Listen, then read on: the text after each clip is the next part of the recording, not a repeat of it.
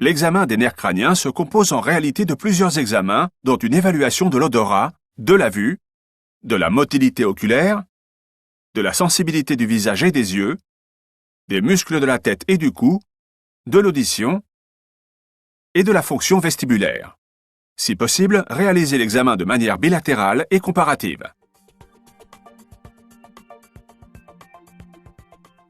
La majeure partie de l'examen des nerfs crâniens peut être réalisée en position assise.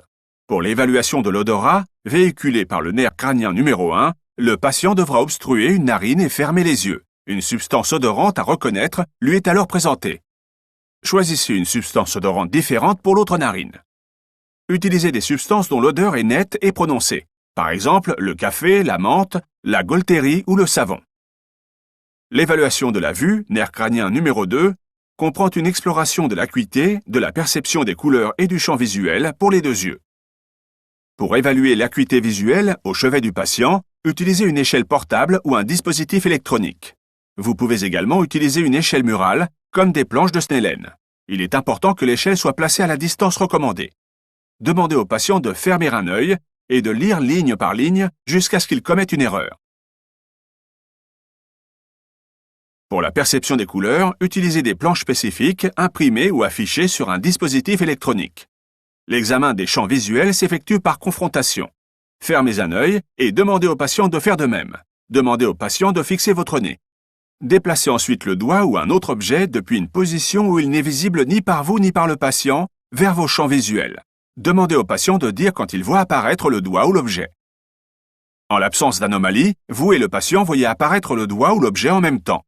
Recommencez avec d'autres positions et évaluez chacun des deux yeux séparément. Un examen du fond de l'œil permet aussi d'apprécier la papille optique. Cet ophtalmoscope offre une vision plus complète de la rétine que les ophtalmoscopes classiques. Observez et appréciez la taille de chacune des pupilles du patient. Elles doivent être sensiblement de même taille. Examinez aussi le réflexe photomoteur direct, plus particulièrement la constriction pupillaire en réponse à une stimulation lumineuse. Le réflexe photomoteur consensuel se caractérise par une constriction de chaque pupille en réponse à une stimulation lumineuse de l'œil opposé.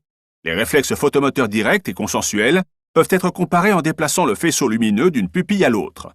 C'est ce que l'on appelle le test de l'éclairage alternatif. Si la perception de la lumière est altérée dans un œil, le réflexe consensuel dans cet œil sera plus important que le réflexe direct. Ainsi, lorsque le stimulus lumineux est présenté devant l'œil affecté, la pupille apparaîtra paradoxalement dilatée. Appréciez aussi les muscles extraoculaires afin d'évaluer les nerfs crâniens 3, 4 et 6. Évaluez d'abord la motilité binoculaire en demandant au patient de suivre votre doigt du regard sans bouger la tête. Il est possible que vous deviez maintenir le menton du patient pour l'aider à garder la tête immobile. Déplacez votre doigt dans toutes les directions. Par exemple, dessinez un rectangle ou la lettre H. Il est normal d'observer un nystagmus bref et léger aux extrémités du champ visuel. La motilité de chaque œil pourra être évaluée en demandant au patient de cacher son œil opposé. Pour dépister un éventuel strabisme, très important chez les enfants, procédez au test d'occlusion alternée. Demandez au patient de fixer votre nez pendant que vous lui cachez d'abord un œil puis l'autre. En présence d'un strabisme, l'œil peut changer de position lorsque l'autre est caché ou découvert. Pour examiner le cinquième nerf crânien, évaluez dans un premier temps la sensibilité de ces trois branches, ophtalmique, maxillaire et mandibulaire. À l'aide d'un applicateur recouvert de coton, stimulez délicatement la cornée pour rechercher le réflexe cornéen. Demandez ensuite au patient de fermer les yeux et d'indiquer l'endroit que vous avez effleuré. Les zones à stimuler sont le front, les joues et le menton, de manière bilatérale. Demandez au patient si la sensation ressentie est la même des deux côtés.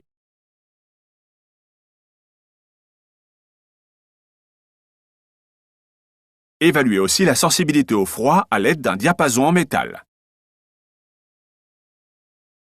Appréciez la fonction motrice du cinquième nerf crânien en évaluant la force des muscles de la mastication.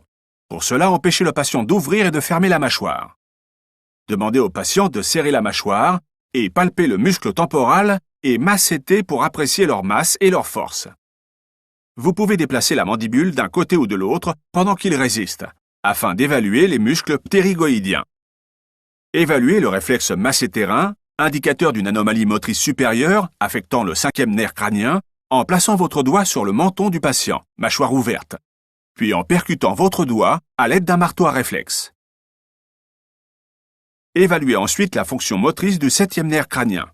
Tout d'abord, demandez au patient de lever les sourcils aussi haut que possible. Puis demandez-lui de fermer les yeux aussi fort que possible et essayez de les ouvrir. Observez son visage et ses sillons nasolabiaux à la recherche d'une symétrie. Demandez au patient de gonfler les joues et essayez de les dégonfler.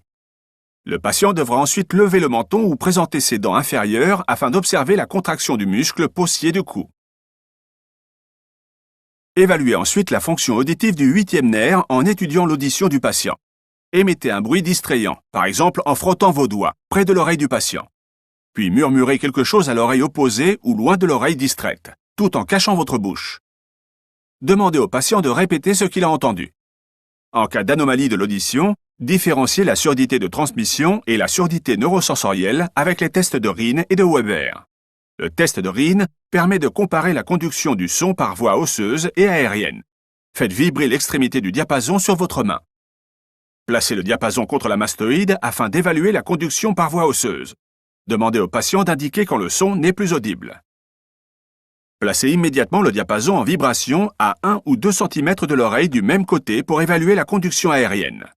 La vibration doit être audible, à moins que le patient ne souffre d'une surdité de transmission. Demandez au patient d'indiquer quand le son n'est plus audible. Cela permet d'apprécier la distance entre le diapason et l'oreille pendant l'évaluation de la conduction aérienne. Le test de Weber permet d'apprécier l'audition d'un son par voie osseuse entre le côté gauche et le côté droit. Placez un diapason en vibration au milieu du front du patient et demandez-lui si le son est plus fort d'un côté que de l'autre. Si c'est le cas, soit le patient présente une surdité de transmission de ce côté, soit il présente une perte auditive neurosensorielle de l'autre côté.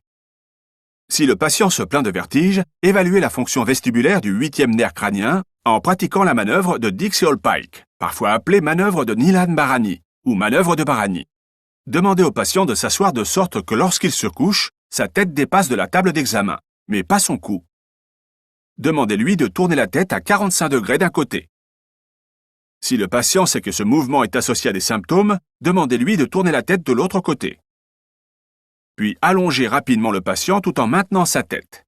Veillez à ce qu'il garde les yeux ouverts. Sa tête doit être légèrement inclinée et en dessous de la table d'examen. Recherchez un nystagmus des yeux pendant 30 à 60 secondes. Asseyez le patient, puis recommencez la manœuvre avec la tête du patient tournée de l'autre côté. Si le patient souffre de vertige aigu, cherchez le réflexe vestibulo-oculaire avec le test d'impulsion de la tête. Il permet de distinguer les vertiges périphériques, par exemple à cause d'une névrite vestibulaire, des vertiges centraux, comme un AVC cérébelleux. Demandez au patient de fixer un objet, tandis que vous mobilisez rapidement sa tête d'un côté ou de l'autre. Normalement, vous ne devez observer aucune saccade au retour en position normale. La présence de saccades suggère, mais ne confirme en rien, un problème périphérique. Évaluez la fonction conjointe des 9e et 10e nerfs crâniens en observant l'élévation normale et symétrique du palais. Demandez au patient d'émettre un son tel que I ou A. Évaluez le 11e nerf crânien en étudiant la force du muscle sternocléido-mastoïdien et du trapèze. Pour l'évaluation du trapèze, on étudiera le haussement contrarié des épaules. Pour le muscle sternocléido-mastoïdien, demandez au patient de tourner la tête de chaque côté tout en exerçant une résistance. Dans ce cas, le sternocléido-mastoïdien droit permet la rotation de la tête vers la gauche. Évaluez le 12e nerf crânien en testant la force de la langue. Demandez au patient de tirer la langue pour détecter une éventuelle déviation vers un côté et, en cas de suspicion d'une SLA, des fasciculations. Observez la force avec laquelle le patient peut appuyer sa langue contre l'intérieur de sa joue quand vous exercez une pression.